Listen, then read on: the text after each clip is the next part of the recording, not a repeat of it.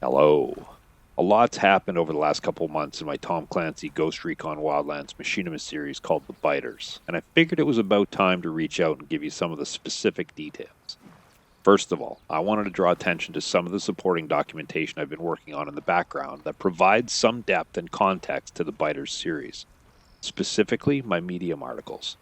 There are only 3 currently, with one being worked on now, but for those of you who are inquisitive and like to unlock bits and pieces of knowledge and understanding of the shows you watch or the games you play, these articles will help you do that.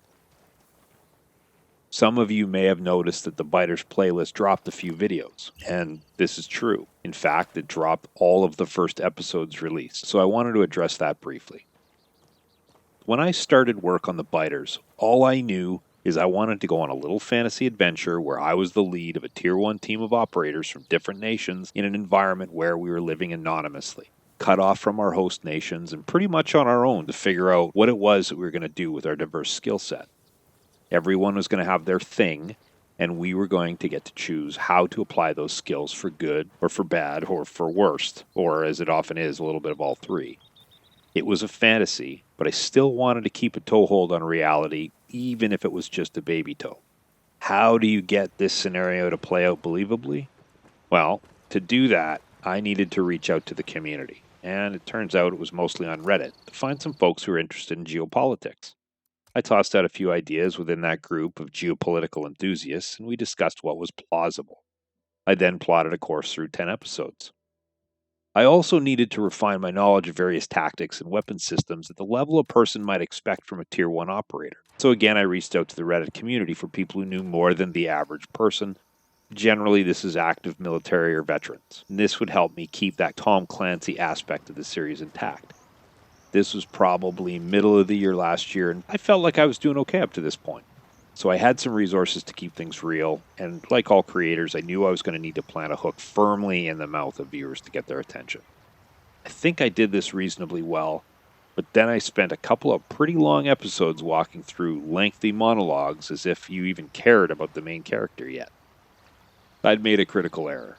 In spite of a reasonable hook, nobody cared about my main character yet, much less the rest of the team, since nobody knew anything about anything. They had no base. No foundation to build from. I knew everything about the team since I was filling the blanks by virtue of being their creator. I knew where the end was, and I knew how they were going to get there. And it's pretty wild. It's way out there. But I basically just expected everyone to trust me with your time. And that's going to be hours of your time by the end of this series, by the way. And that's just not how it works these days. Actually, I'm not sure if it ever worked that way. So, please, accept my sincere apologies as I flail through this creative process. Some of you know I'm a published ghostwriter, predominantly in nonfiction work, but that experience is pretty distant in my rearview mirror, so my skills in telling a good story are unpolished, but it's coming back.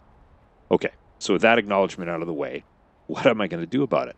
How am I turning that lesson listed into a lesson learned? Well, as many of you will have noticed, I started churning out what I've been calling prequel episodes to add some depth and color to the characters, establishing each character on the team as a unique individual with their own strengths and weaknesses, and in most cases complex relationships with one another, their present and or their past. In these prequels, we'll discover that the path towards their future is not as dependent on the application of their strengths leading to success as much as it is dependent on the management of their weaknesses to prevent failure. So while I was busy executing and creating within the new storytelling lens, I realized I was trying to knit 2 ends of a scarf at the same time with one set of needles. Again, I was expecting that the viewer would just follow along because I'm me and I'd already earned their trust. This was a learned behavior I developed as an only child for a large part of my youth. My folks were vigorously supportive of everything that I did, no matter how I did it, and from that, I think I learned to take it for granted that life worked that way. I feel like I'm blaming my parents for being loving and supportive, and I don't mean it like that. But realizing what was happening, I've decided I'm going to keep moving forward, but that now was the time to re-engineer how the story will be released so I don't lose the whole audience in the process of figuring it all out. First, the intended path forward, at this point anyway. Feel free to leave some comments if you have other thoughts. But it's to have 3 seasons of 5 episodes each. Season 1, will be what I'm working on right now, what I'm calling prequel episodes, and I've referred to as prequel episodes in this. Season 1 is establishing the team, giving them interesting missions to work through to help build out their characters.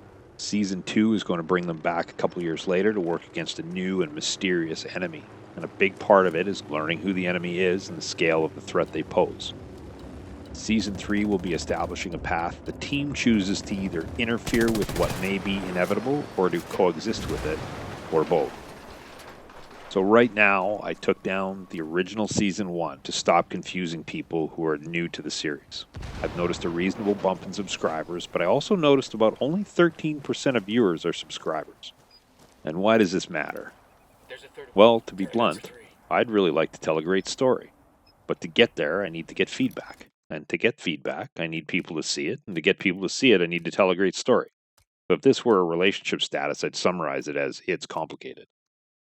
I never started this process to monetize the channel, though of course it would be a delightful byproduct for the hundreds and what will undoubtedly be over 1,000 hours, thousands of hours if we include the time my amazing voice actors and selfless character controllers have invested or will invest.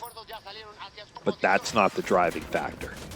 The only thing I love more than the creative process is the interaction with people from all over the world. So please, whoever you are, if you've made it this far, don't hesitate to reach out with feedback and ideas on the series. Got questions? Ask them. I'll jump at every opportunity to get you the information and fill in the holes. Got ideas for the series moving forward?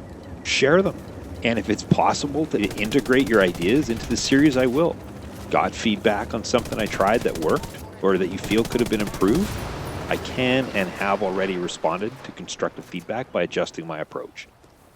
To wrap this up, my objective is to try and make The Biters the best produced machinima series on the internet, and I can't get there without your help. Thanks, everyone. We'll see you in Bolivia.